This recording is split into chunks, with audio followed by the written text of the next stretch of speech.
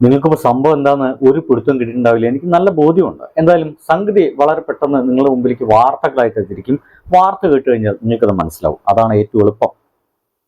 നടന്മാരായ Biju സോപാനത്തിനും SP ശ്രീകുമാറിനുമെതിരെ ലൈംഗികാതിക്രമ case. പ്രമുഖ നടിയുടെ പരാതിയിലാണ് കേസെടുത്തത്. കൊച്ചിയിലെ സീരിയൽ ചിത്രീകരണത്തിനിടയിൽ ലൈംഗികാതിക്രമം നടന്നുവെന്നാണ് പരാതി. എറണാകുളം ഇൻഫോ പാർക്ക് പോലീസാണ് കേസെടുത്തത്.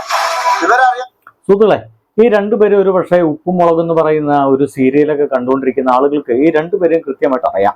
ഇതില് ഞാൻ ഇപ്പൊ പറയാൻ പോകുന്ന ഒരു 3 കാര്യങ്ങളെ ആ തുടക്കത്തിൽ ഒരു വീഡിയോ കാണിച്ചു തന്നു. ഇപ്പൊ ആ ഒരു വീഡിയോ ഇട്ടിട്ട് അതിലത്തെ ഉപ്പും മുളകിലത്തെ 2 ആൾക്കാരും ശ്രീകുമാറും നമ്മുടെ ബിജുവും ഈ രണ്ടുപേരും ഏകദേശം ഇങ്ങനെ ലൈംഗിക അതിക്രമങ്ങളൊക്കെ നടത്തുന്ന ആളുകളാണ് എന്ന രീതിയിലുള്ള വർത്തമാനങ്ങളൊക്കെ വന്നു പോയിട്ടുണ്ട്. ഞാൻ പറയുന്ന 3 കാര്യങ്ങൾ എന്ന് വെച്ച് കഴിഞ്ഞാൽ ഇപ്പോഴും നമുക്ക് ഈ നടി ആരെന്നറിയില്ല. ഒരു പ്രമുഖ നടിയാണത്ര, സീരിയലൊക്കെ ഗംഭീരമായിട്ട് അഭിനയിച്ചുകൊണ്ടിരിക്കുന്ന ഒരു പ്രമുഖ നടിയാണത്ര കേസ് കൊടുത്തിരിക്കുന്നത്. ഒരു സീരിയലിനിടയ്ക്ക് ഒരു ലൈംഗികാതിക്രമണ സംഗമം ഉണ്ടായി എന്ന് പറയുന്നു. അവർ പോയിട്ട് നേരെ കേസ് കൊടുക്കുന്നു. ഈ 2 പേർക്കെതിരെ കേസ് ഉണ്ടായിട്ടുണ്ട്.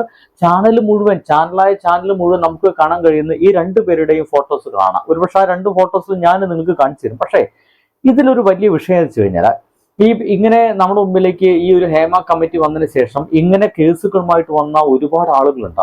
അത് മുകേഷിനെതിരെ ഉണ്ടായിരുന്നു, പിന്നീട് നമ്മുടെ നിവിൻ പോളിക്കെതിരെ ഉണ്ടായി. നിവിൻ പോളിക്ക് ശക്തമായിട്ട് ആ നിമിഷങ്ങൾക്കുള്ളിൽ തന്നെ വരികയും പ്രതികരിക്കുകയും ഇതെങ്ങാൻ സത്യമാണെന്ന് തെളിഞ്ഞു കഴിഞ്ഞാൽ അത് ബാക്കി നോക്കാം എന്ന രീതിയിലൊക്കെ അദ്ദേഹം നോക്കുകയും അദ്ദേഹത്തിനെ പിന്നീട് കണ്ടിട്ട് പോലും ഇല്ല എന്ന രീതിയിൽ ആ പരാതി കൊടുത്ത ആളുകളൊക്കെ ആ കേസ് പിൻവലിക്കുന്ന സംഭവമൊക്കെ നമ്മുടെ മുമ്പിൽ കണ്ടു. ഇങ്ങനെ ഞാൻ പലപ്പോഴും എനിക്ക് വിചാരിക്കുന്ന കാര്യം എന്താ വെച്ച് കഴിഞ്ഞാൽ ഈ ഒരു കേസും ഇതേപോലെ തന്നെ ഫേക്ക് ആയി മാറുകയാണെങ്കിൽ, അല്ലെങ്കിൽ ഇങ്ങനെ സംഭവിച്ചിട്ടില്ല എങ്കിൽ എന്തായിരിക്കും ഈ 2 നടന്മാർക്കും ഉണ്ടായിരുന്ന ഈ ഫെയിമിന്റെ ഈ നഷ്ടത്തിന് എങ്ങനെയാണ് വില കൊടുക്കാൻ കഴിയുക എന്നുള്ളതാണ്. പലപ്പോഴും നമ്മുടെ നിയമത്തിന്റെ ഏറ്റവും വലിയ ലൂപ്ഹോൾ എന്ന് പറയുന്നത് കഴിഞ്ഞാൽ ഈ പരാതി കൊടുക്കുന്ന ആളുകള് പലപ്പോഴും പീഡനത്തിന് ഏർപ്പെട്ടു എന്നൊക്കെ പറഞ്ഞാൽ, അല്ലെങ്കിൽ പീഡിപ്പിക്കപ്പെട്ടു എന്ന് പറഞ്ഞ് പരാതി കൊടുക്കുന്ന ഇത്തരം ആളുകളൊന്നും നമുക്ക് തിരിച്ചറിയില്ല എന്നുള്ളതാണ്.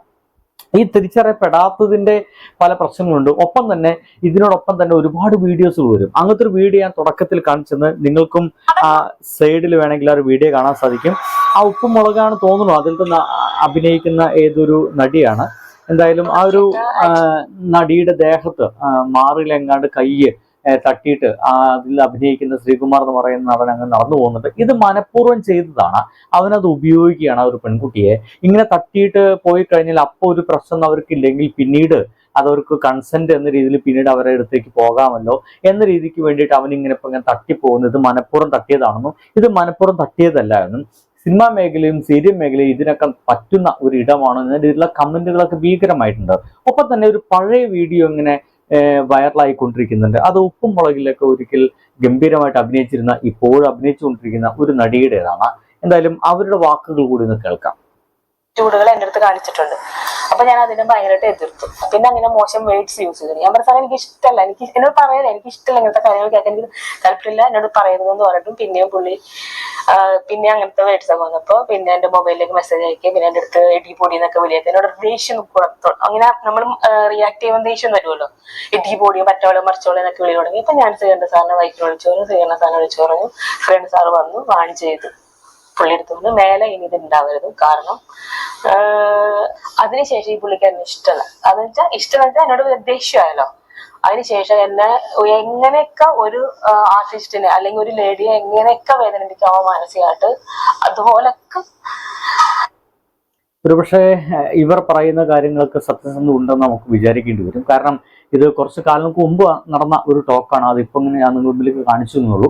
ഉപ്പും മുളക് എന്ന് പറയുന്ന സീരിയൽ അഭിനയിക്കുന്ന നടിയാണ്. ഒരുപക്ഷെ ഉപ്പും മുളക് കാണുന്ന ആളുകൾക്ക് പെട്ടെന്ന് ഈ ഒരു നടിയെ റിലേറ്റ് ചെയ്യാനൊക്കെ സാധിക്കും. അതിലത്തെ ഒരു അമ്മ കഥാപാത്രം ഗംഭീരമായിട്ട് ചെയ്യുന്ന ഒരാളാണ്. അത് സംവിധായകനിൽ നിന്ന് ഈ ഒരു സ്ത്രീക്ക് നേരിടേണ്ടി വന്ന മാനസിക പീഡനത്തെ കുറിച്ചാണ് അവർ പറയുന്നത്. അതിഭീകരമായിട്ടുള്ള മാനസിക പീഡനം. അവസാനം ഒരു ദിവസം താൻ ഇനി അഭിനയിക്കുന്നില്ല എന്ന രീതിയിലൊക്കെ ഇവർ തുറന്നു പറയേണ്ടത്. ആ ഒരു സംവിധായകനാണ് വീണ്ടും ആ ഒരു ഉപ്പും മുളകും സീരിയൽ സംവിധാനം ചെയ്യാൻ പോകുന്നെങ്കിൽ ഞാൻ അതിലുണ്ടാവില്ല എന്നൊക്കെ തീരുമാനിക്കുന്ന ഒരു അവസ്ഥയൊക്കെ വന്നു. അവസാനം ആ ഒരു സീരിയൽ അവസാനിപ്പിക്കേണ്ടി വരും എന്ന രീതിയിൽ അവസാനം അതിനെ വാൺ ചെയ്യുന്നു. വീണ്ടും അദ്ദേഹത്തിനെ തുടരുന്നു. വീണ്ടും ഇവർ അപമാനിക്കപ്പെടുന്ന രീതിയിലൊക്കെ കാര്യങ്ങളൊക്കെ മുന്നോട്ട് പോകുന്നു എന്നുള്ളതാണ്. എന്തായാലും ഇപ്പോഴും എല്ലാവരും ഒരു വലിയ കൺഫ്യൂഷൻ എന്ന് വെച്ച് കഴിഞ്ഞാൽ ഏതാണ് ആ നടി എന്നാണ്.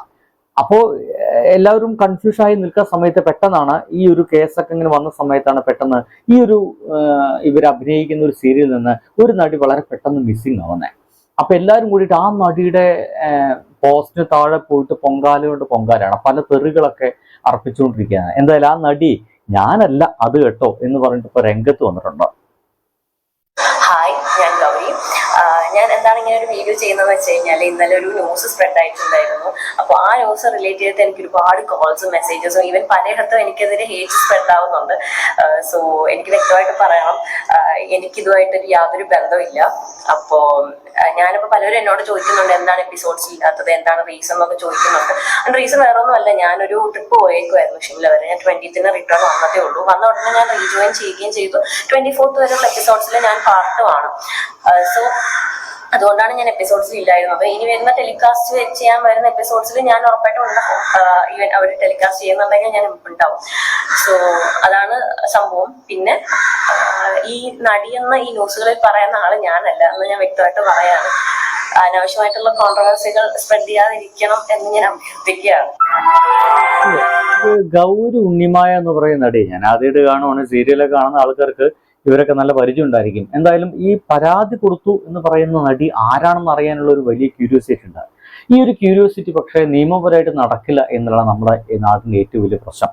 ഈ പരാതി കൊടുക്കുന്ന ആളുടെ മുഖം ഒന്നും എവിടെയും പ്രദർശിപ്പിക്കാൻ സാധിക്കാൻ, പീഡിപ്പിക്കപ്പെട്ടു എന്ന് പറയുന്ന ആളുടെ മുഖം പ്രദർശിപ്പിക്കാൻ നമ്മുടെ ഇന്ത്യൻ നിയമം അനുവദിക്കുന്നില്ല എന്നുള്ളതുകൊണ്ട് തന്നെ ആ ഒരു നടി ആരാണെന്ന് നമുക്ക് അറിയില്ല. അത് പക്ഷെ അത് അറിയാനുള്ള ഭയങ്കര ക്യൂരിയോസിറ്റിയിലാണ് മലയാളികൾ മുഴുവൻ എന്ന് കഴിഞ്ഞാൽ എല്ലാവരും കൂടി ഇവരെ നെഞ്ചത്തോട്ട് കയറി. കാരണം ഇവർ കുറച്ച് കാലമായിട്ട് അവിടെ കാണാനില്ല. അപ്പോൾ ഇവർ തന്നെയാണ് പരാതി കൊടുത്തിട്ട് വീട്ടിൽ പോയി ഇരിക്കുന്നു വിചാരിച്ചു. പക്ഷെ ഇവരെങ്ങാണ്ട് സിംലയ്ക്ക് എങ്ങാണ്ട് ടൂർ പോയിട്ട് ഇപ്പൊ തിരിച്ചു വന്ന് വീണ്ടും അതിൽ റീജോയിൻ ചെയ്തു എന്നൊക്കെ പറയുന്നുണ്ട്. എന്തൊക്കെയായാലും ആരാണ് നടി എന്നുള്ള കൺഫ്യൂഷൻ അവിടെ നിൽക്കുന്നു.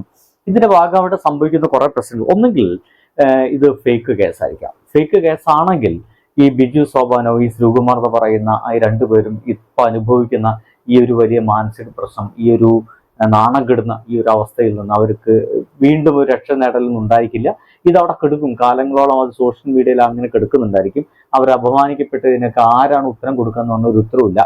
ഈ പറഞ്ഞ ഞാനൊക്കെ അത് തിരുത്തി ഒരു വീഡിയോ ഇടുക എന്നല്ലാതെ വേറെ വഴിയൊന്നും ഉണ്ടാവില്ല.